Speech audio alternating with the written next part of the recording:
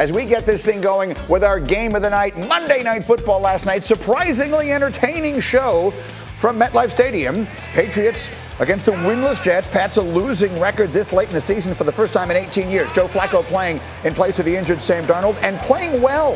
Flacco, Rashad Perriman behind the defense. Oh, it's a 50-yard touchdown. It's the Jets' first passing touchdown since October 11th, which is terrible. They take a 10-7 lead later in the second. Jets up 13-10, first and 10. Flacco, Jamison Crowder. Oh, what a spectacular play. You need to see it again. Look at the catch. Look at the toe tap. Jets a 20-10 lead at the half. That's their highest scoring half of the season. Fourth quarter, Pats down 10. Second and 10. Cam Newton avoiding the sack, finding Jacoby Myers. Oh, what a night Myers had. 12 catches, 169 yards. Later in the drive, third and goal. Newton going to keep it himself, and he's not going to get there. So the Patriots settle for a field goal of 27-20 with 6.5 minutes to go. On the ensuing drive, Joe Flacco, let's just say punting. There's really no other word for this pass. This is just an arm punt, and it's picked off by J.C. Jackson. Patriots take over. Flacco threw 3 touchdowns and that pick. Ensuing Patriot drive. First and 10. Newton looking for Damiere Byrd, and watch Byrd make the play.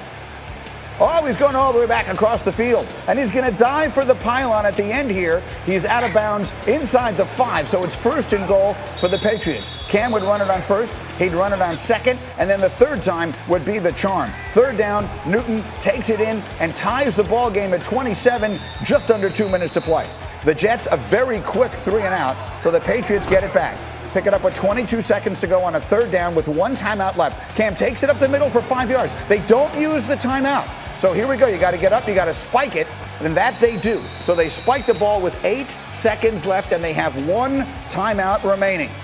Second and 10. It's Newton. They need yards, and they need a timeout. Check, check. Jacoby Myers, touchdown. 3 seconds left. They use their last timeout. Nick Folk's going to kick it. Adam Gase does not ice him because Trevor Lawrence is really good. And the field goal is up, and it's good. Nick Folk wins it for the Patriots as time expires, 30-27. The celebration in New England and just maybe in the Jets front office. Let's talk after a Patriots win. What's been the difference over the last couple of weeks versus maybe the few weeks that preceded these games? I'm getting tired of sucking. Simple. Yeah, it is quite simple, and let's make this good calls brought to you by Subway. You know where he was particularly not stinky last night? Cam against the blitz. He completed 75% of his passes when faced with pressure and had more passing yards last night than in his previous 3 games combined. So let's bring the crew into the conversation here. And Jeff Saturday, I will start with you. As you watched Cam Newton playing quarterback last night for the Patriots, what were you thinking? I saw a team that's trying to hide the quarterback in the play. I mean, they didn't try to challenge the Jets deep for the majority of the game. They played very conservative throughout the entire game. And it just showed you, right, that Cam has cost them the last couple weeks in the way he's played. They weren't going to let it happen again. It was like in the meetings throughout the whole week between Belichick and McDaniels is, hey, we're going to stop this. We're going to stop the bleeding from turnovers, from bad plays. We're going to play this thing and make it as ugly a game as possible and see if we can find a way to win in the fourth quarter. And that's ultimately what they did. But I'll tell you the other part that's probably the most disappointing for me is if you watch the game of football right now, think about all the young quarterbacks that we have out there, right? The Tuas of the world, the Kyler Murrays of the world, like all the energy, even Mahomes to a degree, just the energy and excitement that quarterbacks are kind of bringing to their team. I expected that out of Cam Newton, and you just don't see it. I mean, it's like it's just hard work, right? It's laborious. It's like there's just no joy in it. And I know he had it early on in the season, but you just see it on the sideline, man, like such a relief that they're beating a winless Jets team. I mean, that's the part that's probably the most disappointing because when they brought Cam in, I thought that part of his game, right? Whether you love him or hate him on the field, it's irrelevant. I'm talking about just the attitude and kind of the energy that he brings to the locker room. I just don't see it, and that's been disappointing. Maybe because it's the game plan, but for whatever reason, that was probably the most disappointing part. Again, against an 0-9 Jets team, I would have thought I'd have seen a little bit more. Well, so there's a lot there to consider. Greg, let's start with the game plan. What did you see from New England's offense last night?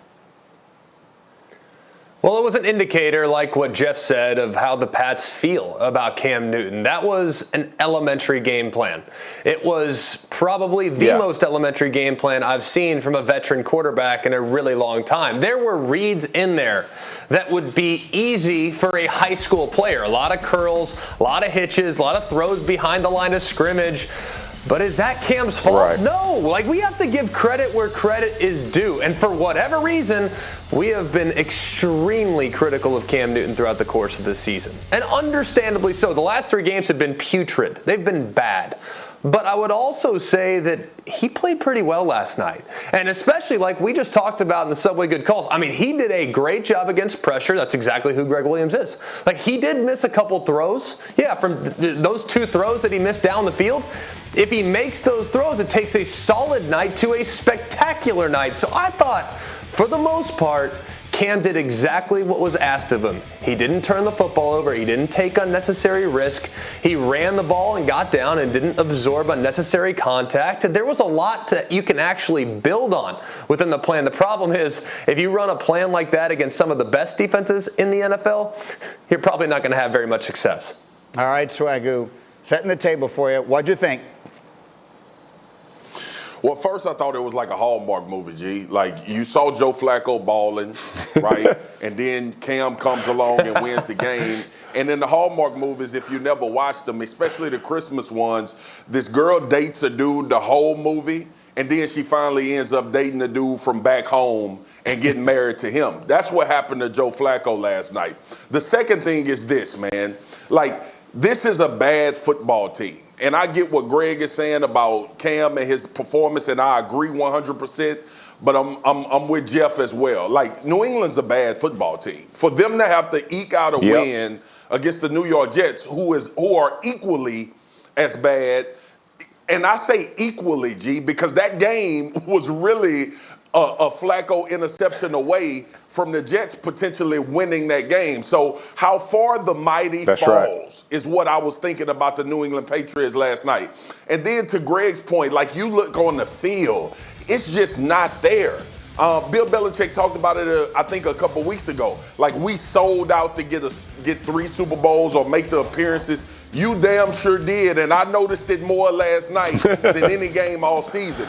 New England is bad, and people need to accept that. Gee, I know you're happy because y'all kept that loss and you still in the sweepstakes for Trevor Lawrence, but dang, New England, y'all look just as bad as the New York Jets, man. Listen, there were some very nervous moments last night. I mean, the Jets thankfully were able to snatch defeat from the jaws of victory, but there was some cause for real concern. We will get to the Jets side of this a little bit later in the first pick and everything else, but Dan Graziano, let's talk for a minute about the Patriots in this regard. I'm old enough to remember when Jarrett Stidham was the future of that franchise. What has happened here? Well, Stidham didn't come as quickly as they hoped in the offseason. They did sign Cam Newton. They really believe Cam Newton is their best chance to win games this year, which is still what they are trying to do. But what this is telling you is the Patriots are going to be in the quarterback market this offseason. Whether it's Cam Newton coming back as a free agent, whether it's somebody in the draft, the Patriots don't necessarily have their 2021 answer on the roster at this point. To Jeff Saturday's point about energy, they lost 4 games in a row coming into last night. Who in the NFL has high energy when they're on that kind of losing streak? All right, we will talk much more about this game and both sides of it and the implications of it as we continue. But let's move around the league a little bit. In one of the most stunning results of the season, Sunday night, the Saints smashed the Bucs 38-3 in Tampa. Mike Evans had a game-high 64 receiving yards, but that did not stop head coach Bruce Arians after the game from saying this. Mike Evans had just 17 targets combined in the last 4 games. With him being the best receiver on this team, why isn't Byron making a more concerted effort of getting Mike involved in the passing game earlier? Mike was open a bunch in that ball game. He just didn't get targeted. That's all. He was open.